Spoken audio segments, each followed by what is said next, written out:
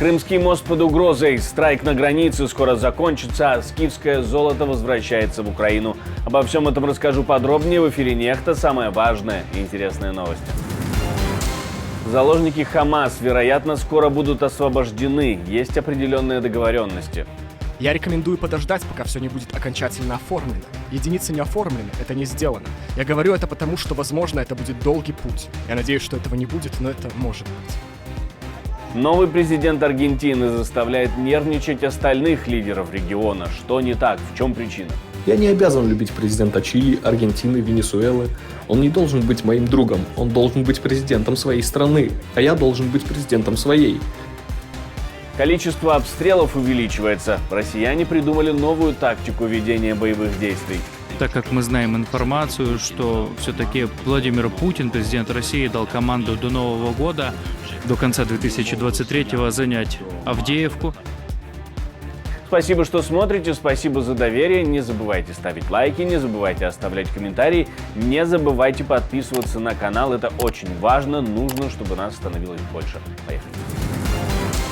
Украинские войска продолжают наступление, несмотря на плохую погоду и снег. В то же время количество российских обстрелов правого берега Днепра на Херсонщине вроде как уменьшилось, пишут об этом аналитики Института изучения войны. Еще они добавляют, что вооруженные силы и Украины, и оккупантов испытывают трудности с управлением беспилотниками в такую погоду, а значит и в корректировке огня. И тем не менее пытаются подступиться к Авдеевке, постоянно меняя тактику, скорее всего из-за больших потерь. Теперь оккупанты используют начиненную взрывчаткой свою же старую технику, которую отправляют прямиком на позиции украинских защитников. Александр Тарнавский, командующий Таврическим направлением украинской обороны, говорит, что количество обстрелов украинских позиций там резко увеличилось. Но в плане боевых действий, интенсивности они не будут уменьшаться, так как мы знаем информацию, что все-таки Владимир Путин, президент России, дал команду до Нового года, до конца 2023-го занять Авдеевку, оккупировать ее, в том числе предрасположенность российских оккупантов до штурмов, и это желание руководства Росармии. Конечно же, они будут атаковать на этом направлении. Вопрос будет в другом. Насколько они смогут собрать и перекинуть с других направлений и задействовать с тылов резервы для вот такой атаки, для того, чтобы удерживать темп, такую интенсивность. Так как в том числе на том же вышеупомянутом направлении Таврия, это наше название, нашего направления, командование там все равно появилось для них еще один неприятный сюрприз, это левый берег Днепра. В Крыму оккупантам тоже не дают спокойно спать. Представители сил сопротивления наведались на базу оккупантов под Симферополем в Перевальном.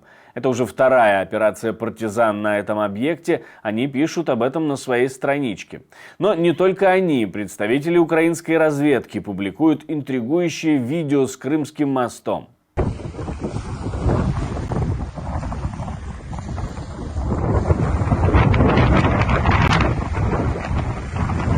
Что будет дальше и напряглись ли уже оккупанты, скоро увидим. Ждем продолжения тизера.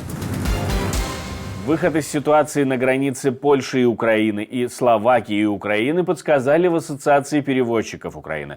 Утром один из пунктов пропуска на словацко-украинской границе разблокировался, но ситуации в Польше и в Словакии имеют разные условия, в первую очередь юридические. Тому що якщо є дозвіл на страйк, то в моєму розумінні це все, що вчора було на Краківці, це більше схоже на страйк, коли стояли машини, не заважали руху іншим машинам, і там були плакати «Закінчуйте страйкувати, давайте працювати». Грубо кажучи, там наші колеги міжнародні перевізники зробили таку попереджувальну акцію, не перекриваючи дорогу. Так само мало би бути, на мою думку, і на польському кордоні. Ви хочете страйкувати, будь ласка, плакати, ми їдемо, робимо свою роботу, і при цьому читаємо ваші плакати, що ви не задоволені конкуренцією з нами. Забастовщики обещали пропускать определенные виды товаров на границе. Речь идет о гуманитарных грузах, грузах для армии, опасных грузах, например, топлива. Но эти обещания не сдерживаются, и машины стоят в общей очереди. Водители жалуются на то, что от границы и аж до Кракова стоянки переполнены. Все эти факты блокировки передаются польским и украинским властям, и Киев надеется, что на это отреагирует полиция. В Нидерландах сменится премьер-министр. Марк Рютте ушел в отставку в июле, и теперь в результате выборов в стране впервые за более чем 10 лет появится новый премьер-министр. Так или иначе, самого Рютте считают главным претендентом на пост генерального секретаря НАТО после окончания полномочий Йенса Столтенберга. И хоть партия уже практически бывшего премьера Нидерландов все равно занимает первые строчки в рейтингах, коалиционные переговоры обещают быть напряженными.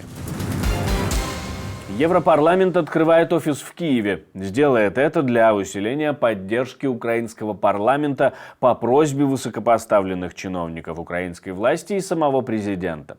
Об этом пишет Euractiv, в распоряжении которых оказался соответствующий документ Бюро Европарламента. Такой или подобный офис присутствует в каждой стране, он и должен налаживать связи, организовывать мероприятия и так далее. Но в целом Бюро Евросоюза ответственно за административные решения внутри организации. Скифское золото вернется в Украину, а долги перед музеем простят. Перед этим Верховный суд Нидерландов постановил вернуть предметы части музейного фонда Украины из 4 крымских музейных учреждений Украине. Возвращение артефактов особого исторического и культурного значения – это знаковый и многогранный процесс. Он объединяет правовые, музейные, дипломатические и логистические аспекты. Мы с нетерпением ждем возвращения коллекции, одна из которых известна как «Скифское золото», домой в Украину. Есть прогресс в вопросе возвращения заложников, говорят в израильской армии, но это вопрос совсем не быстрый, и деталей нужно еще подождать. Я рекомендую подождать, пока все не будет окончательно оформлено. Единицы не оформлены, это не сделано. Я говорю это потому, что, возможно, это будет долгий путь. Я надеюсь, что этого не будет, но это может быть. О том, что переговоры находятся, если не на последней, то на одной из последних стадий, высказались и в Белом доме. Похоже, договориться с Хамас становится таки возможным. Джо Байден поприветствовал договоренности между Израилем и организацией Хамас. Мы интенсивно работаем над этим уже несколько недель, как вы все знаете. Недавно я говорил об этом и с премьер-министром Нетаньяху, и с эмиром Катара. Моя команда находилась в регионе, внезапно перемещаясь между столицами. Сейчас мы очень близки, очень близки. Мы можем вернуть некоторых из этих заложников домой очень скоро. Но я не хочу вдаваться в подробности, потому что ничего не делается из того, что сделано. И когда у нас будет больше информации, мы ее сообщим. Но на данный момент все выглядит хорошо. После избрания нового президента Аргентины лидеры соседних государств заговорили о вероятных проблемах в регионе. Президент Мексики, к примеру, избрание Хавьера Милея называет автоголом, то есть голом в собственные ворота. Мы уважаем решение, принятое группой большинства в Аргентине, хотя, по нашему мнению, оно им не поможет. Народ суверенен, даже несмотря на все антидемократические элементы, которые повсеместно используют мафия экономической и политической власти. Это был автогол. Я не согласен, хотя я уважаю решение народа, я не согласен с российскими классовыми правительствами. Мы не будем разрывать отношения с Аргентиной, потому что страна, нация — это не только ее правительство, это прежде всего ее народ. Народ Аргентины и народ Мексики связывают узы дружбы и солидарности в очень трудные времена. Именно тогда, когда правые навязывали себя, даже с применением оружия, милитаризируя Аргентину, многие аргентинцы находились под нашей защитой в Мексике и жили в нашей стране. Президент Бразилии намекает на проблемы по всему континенту и призывает к диалогу между государствами. У нас будут политические проблемы, и вместо того, чтобы жаловаться на политические проблемы, мы должны быть умными и пытаться их решать. Пытаться разговаривать и пытаться сделать так, чтобы люди научились жить вместе демократическим путем в условиях невзгод. Я не обязан любить президента Чили, Аргентины, Венесуэлы. Он не должен быть моим другом, он должен быть президентом своей страны, а я должен быть президентом своей. Мы должны проводить политику между бразильским государством и его государством. Мы должны сидеть за столом переговоров, каждый отстаивая свои интересы. Поскольку один не может иметь превосходство над другим, мы должны прийти к соглашению. В этом и состоит искусство демократии.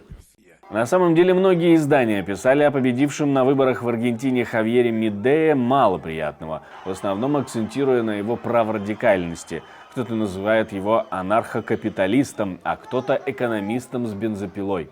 Южноамериканские медиа зовут его «Эль Локо», что означает «безумец». На севере Израиля найдены доказательства организованного ведения войны еще в древние времена. Издание «Атикот» опубликовало результаты исследований израильских ученых. Они нашли древнейшие признаки организованного ведения войны, то есть не только в земле Израиля, но и во всем Ливанте. Они проверили 424 пули для пращи, которые были обнаружены в ходе раскопок в Нижней Галилее. Им около 72 веков, 7200 лет. Все эти пули тщательно стандартизованы и обработаны для более точных бросков. Они имеют аэродинамическую форму. Тщательная отделка призвана сделать оружие максимально эффективным. Все это свидетельство организованного подхода к военному делу, значительных усилий всей общины. Если это действительно так, то в ранних алкалит мы видим качественный скачок в организации военного дела.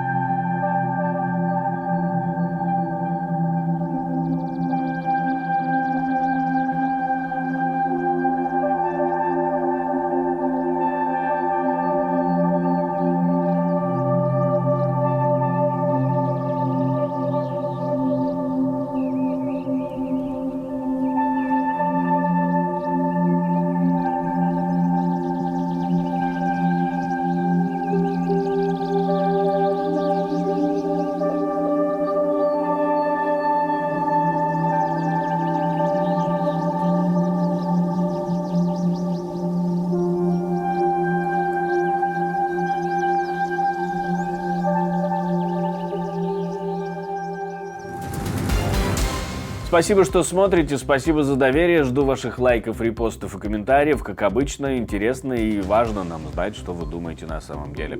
Ну а на этом все, до встречи и хороших вам новостей.